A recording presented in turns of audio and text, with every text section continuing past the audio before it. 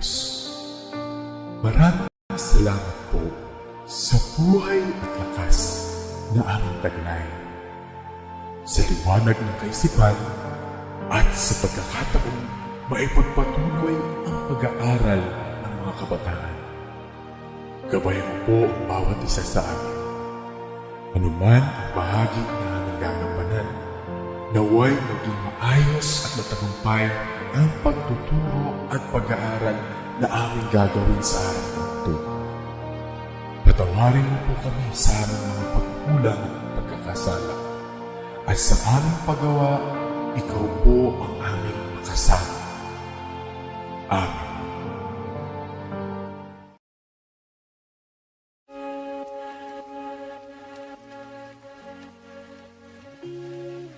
Good morning, learners. I hope that you are all doing well and healthy while staying home. I am Teacher Charlotte and you are watching Valenzuela Live for English 6, Quarter 3.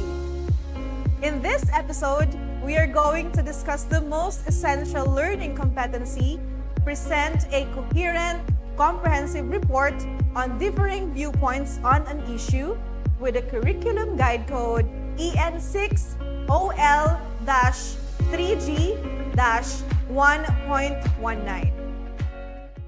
Before we start, let us first see who are tuning in with us today. Let us have our attendance check. Please comment down your name, the name of your school, and your grade and section in the comment section below. You may also mention your subject teacher.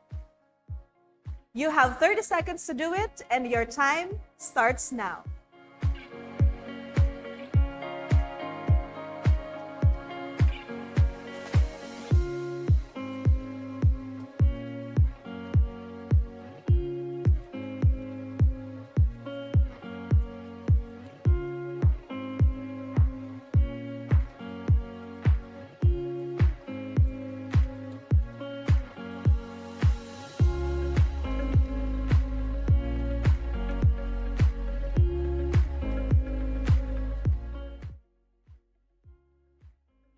Now that we are all set, get your paper and pen, sit up straight, listen carefully, and let's jump right into our lesson for the day. Does this place look familiar to you? This is where the latest Disney movie took place. Do you know what that movie is? If you do, please head on to the comment section and let me see if you can give me the title of the movie that happened in this setting.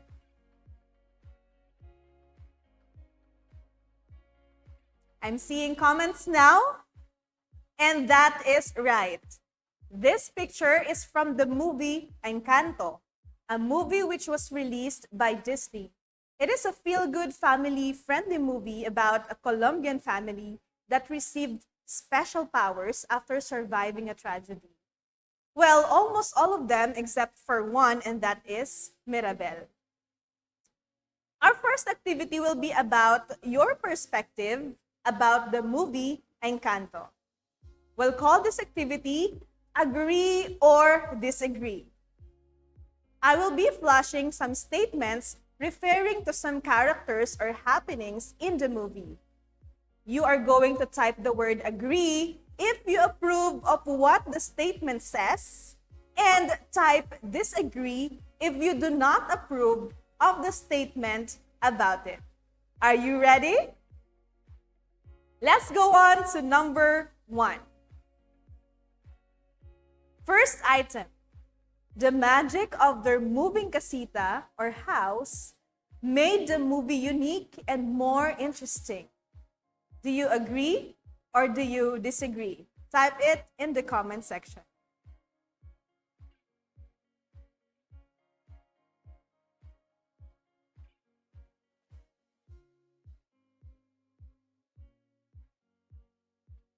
Let us now proceed to item number 2.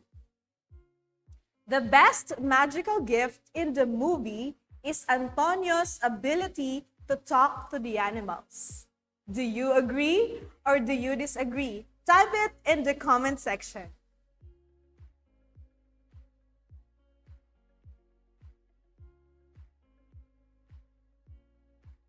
I am seeing a lot of agrees and also disagrees. But let us now move on to item number 3. The movie could have been better if Mirabel was given the magical gift early on her childhood. What do you think? Do you agree or do you disagree with this statement? Go ahead and proceed to the comment section.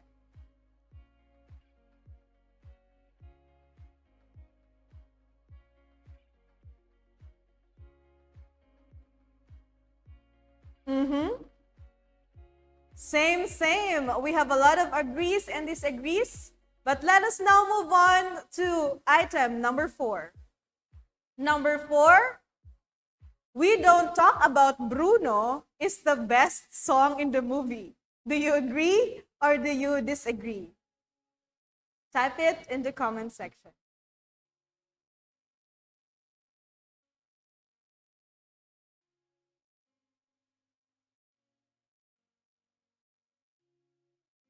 That song is really good, but I can see some disagrees in the comment section. Let us now proceed to item number 5. Movies about family are more appealing than movies about prince and princesses. What do you think? Do you agree or do you disagree? Go ahead and type it in the comment section.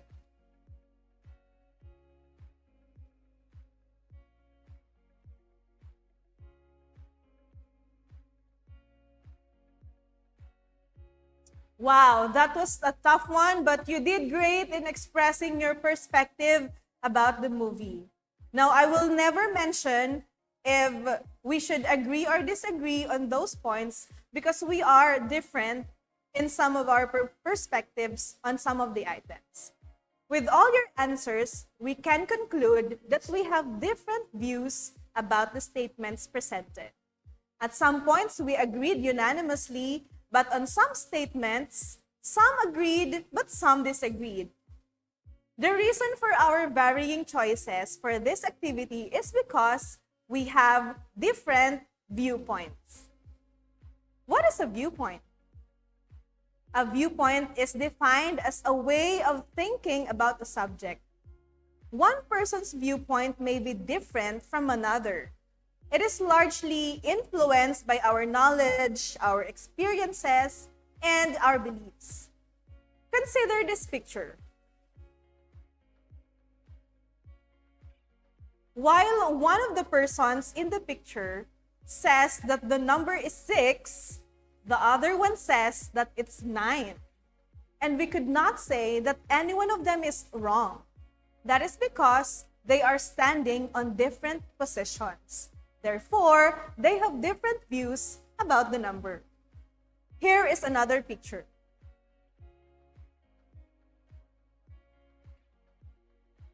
In here, we have a glass of water. One of the persons perceived it as half empty, but the other person perceives it as half full. Now, both of them are right, but how they view the glass is different because their thoughts are influenced by their personalities, by their knowledge, their experiences, and also their beliefs. Now, these examples illustrate the idea of viewpoint and how it varies from person to person. A learner at your age can have your viewpoints on different issues happening around us, like vaccination for kids, or resumption of face-to-face classes, or even about our use of gadgets.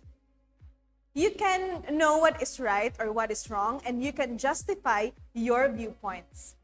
Your views may be the same or different from those of other people, but that is fine and that is acceptable. Now, our next term is coherent. It means that the ideas, thoughts, or arguments are presented in a logical and well-organized manner. This also means that we should write our ideas consistently and not jumping from one topic to another. In presenting a report on differing viewpoints on an issue, we should also make sure that it is comprehensive. Now, what is comprehensive? Comprehensive means complete and includes necessary facts, details, and information that support and justify the topic. We must be able to support the presented viewpoints with essential evidence to strengthen it. Here are some necessary steps that you need to take into consideration in presenting a report on differing viewpoints on an issue. Let's have number one. Number one, have a comprehensive information about the topic. First, ask yourself, how much do you know about the topic? As basic as it may sound, you can't give a clear and organized viewpoint without having comprehensive detail about the topic. You need to be informed about the issue at hand. Now, it may require that you do research or gather information to have a thorough understanding of the issue. For example, if it's about climate change, then how much do you know about the changes that occurs around the world, and what are your pieces of evidence to support the viewpoints on this topic? Remember always that the first step to make sure that you have ample knowledge about the issue. Research about it if you need to. Number two, have a stand. Now that you are well informed about the topic, you have to ask yourself, where do you stand? Do you agree or do you disagree? Are you in favor or are you against it? Do you support it or do you oppose it? Having a stand means taking on a viewpoint based on the information that you gathered. Your understanding of the broadness of the issue will lead you to a well thought about viewpoint. Remember, point number two, have a stand. Number three, support your stand with evidence. Now that you have a stand or a viewpoint, you need to support it with evidence or proof that you are choosing the right one. If the issue is about vaccination for kids and you stand to agree or disagree on its implementation, then you should not stop in merely disagreeing or agreeing. You should ask yourself, why? What are the facts that support your stand of it? What evidence can prove and strengthen your viewpoint? Sufficient evidence will lead to the credibility of your viewpoint. Your evidence will be the foundation of your stand. So remember to gather as much evidence as you can. Let's now proceed to point number four. Number four, organize your ideas. Now, in writing or composing a statement or speech, you have to break your ideas into sections or groups of ideas that are interrelated. Remember one rule: one paragraph, one topic sentence. It means that there should only be one main idea in a paragraph, and you have to back it up with supporting details. Let us say that the topic is about the resumption of face-to-face classes on the next school year. Now, you have to dedicate a paragraph for each of your ideas.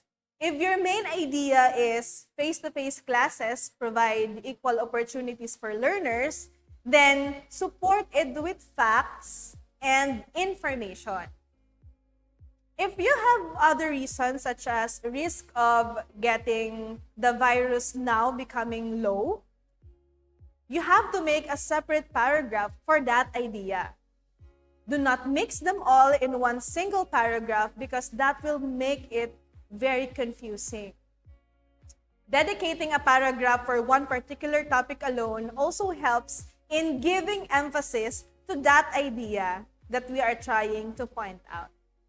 And one useful tip in planning the flow of your ideas is the use of graphic organizers and outline. Do you remember them? Now, according to teachhub.com, a graphic organizer is a powerful visual learning tool that can help learners organize their ideas. They can also be used to clarify or simplify complex concepts, help with problem solving, or even decision making, or be used to plan research or brainstorm ideas.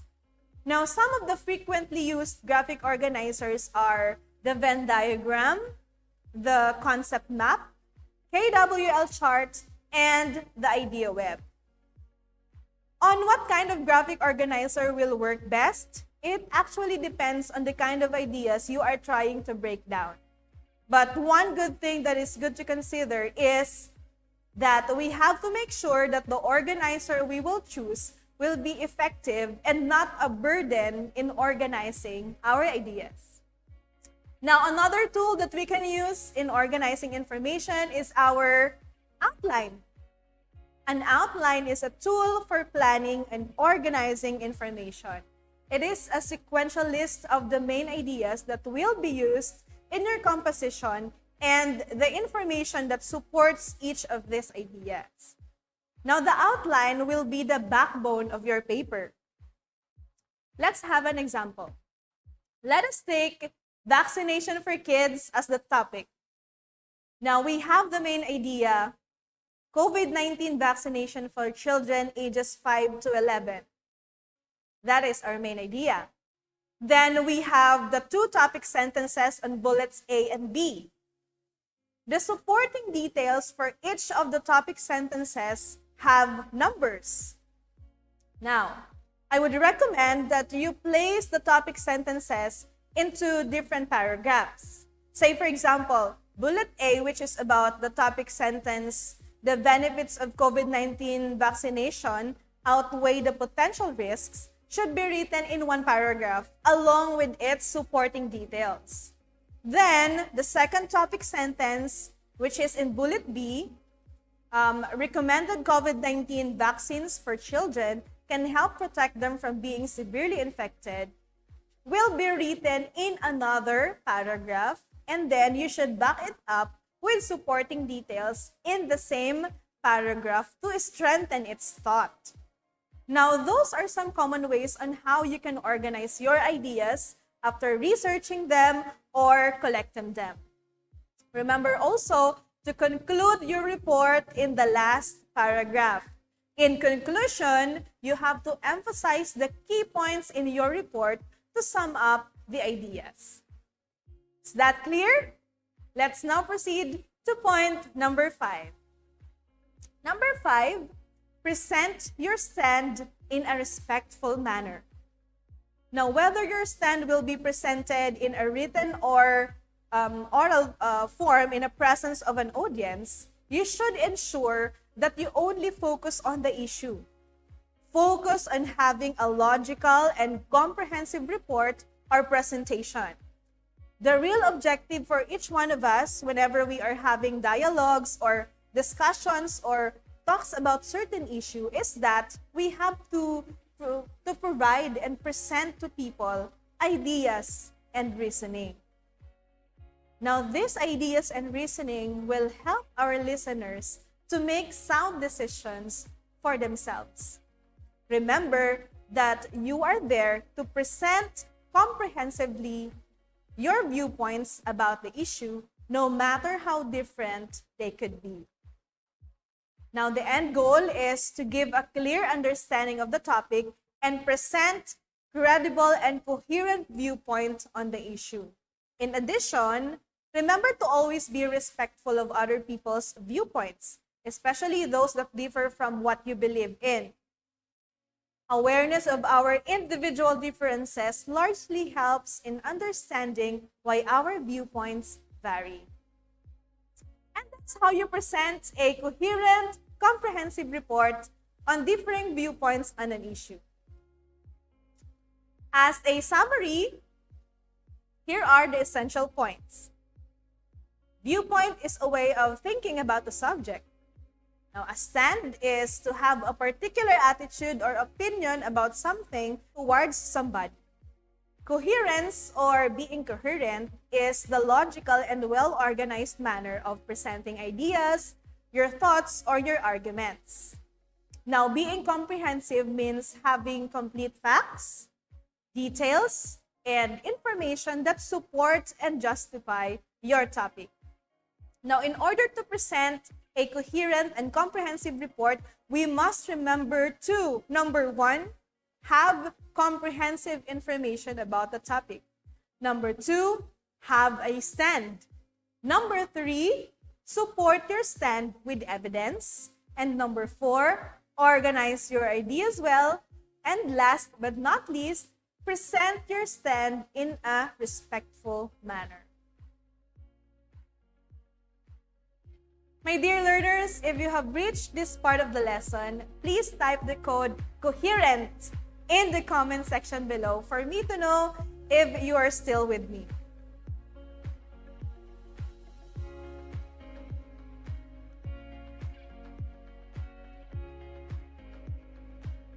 Thank you for typing that in.